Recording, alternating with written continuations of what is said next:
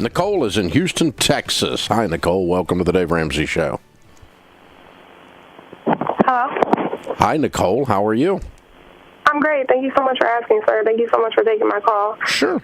What's up? I am a new listener, brand new, and I saw a few of the baby steps. I was looking over them, and I saw that you recommend that people do not put into their 401k to pay off their debt. My husband is actually very serious about his 401k, and he really, believes in putting everything in it. And I was wondering if you could give me some advice and how I can speak to him about this, but still like in a God-honoring way, like what you would recommend as my Uncle Dave. How old are you guys? I am 30 and he's 32. How long have you been married? Almost 12 years. Good for you. Very cool. Yes, sir. Okay. Thank you. Well, what I would do is this. I think the 401k question starts to go away when you guys get on the same page about your goals and the shortest distance between where you are and your goal. Let's back up from the conversation and not worry about the details of the baby steps, because right now you have a little bit of information about the baby steps and about all this plans and details and all this, and he's got none.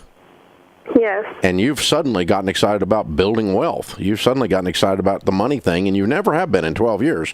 And so he's kind of looking at you like, who are you? I believe that when I do have the conversation with him, that he will be receptive, because he does want to retire early. Now, let's start with now you're right on track. That's exactly what you do.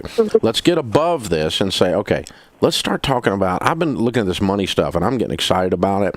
And so I want us to talk about wealth. I want us to talk about how we can build wealth so we can be outrageously generous, so we can change our family tree. And then once we both agree that we're working on towards that, then we can back up and say, okay, that's the goal.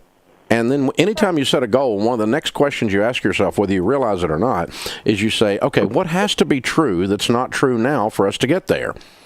Yes, sir. Because if we were already there, we would already have all the things going. We're not there, and so there must be something wrong with what we're doing. And what's wrong with what we're doing is we have debt.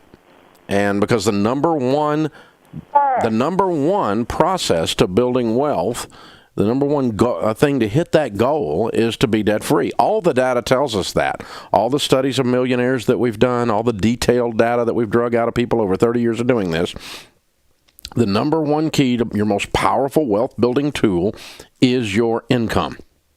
And once you understand that, then you say, okay, I got to get my income back. I can't be giving it all to banks.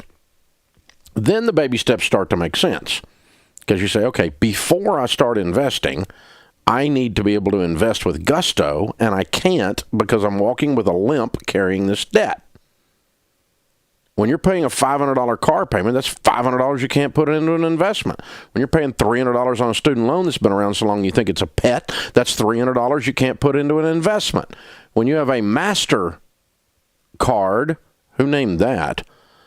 A Master card in your life, then that's money you can't put into an investment.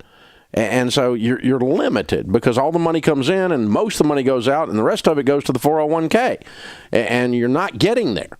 So all the data tells us the shortest distance between where you are and wealth is to become debt-free, because that frees up your most powerful wealth-building tool. But if you start with that discussion before you agree on the goal is building wealth. And the purpose of building wealth, of course, is change our family tree, retire with dignity, and be outrageously generous. These are the things that people build wealth for. I want to make sure my kids are taken care of, I'm taken care of, I'm not a burden on my family when I hit retirement, and I can help other people with money. And the more money I have, the more other people I can help with money. And so, poor people can't feed poor people. That's a pretty basic mathematical fact. Okay, so we're going to try to be outrageously generous. We're going to put ourselves in this position to be generous. And the way to get there is get out of debt so that we can invest with more gusto, which gets us there the fastest. Now, you might do it the other way. You might pull it off the other way, but very few people do. The data tells us that the people that get there, the successful people, and if your husband's plan worked, you would already be there. Okay? So his plan isn't working because you're diluting it. You're trying to do two things at once, and you can't do two things at once. It's like people trying to text and drive. You know, they can't text well and they can't drive well. Your thumbs are all over the place. You're misspelling words and you're swerving like a drunk. You're worse than a drunk. And so, you know, you just decide, I'm not going to try to do two things at once. You can't do two things at once. That's the problem. And here's the thing. We're not really saying stop the 401k. We're saying stop the 401k temporarily. And almost everyone is debt-free except their house within 2 years on this plan. But that's if they get gazelle intense and focused and stop the 401k and take an extra job and live on beans and rice and quit going on vacations and don't see the inside of a restaurant unless they're working there. During the 2 years, you're completely focused on getting out of debt with, I'm getting out. So it's only 2 years. You're 32.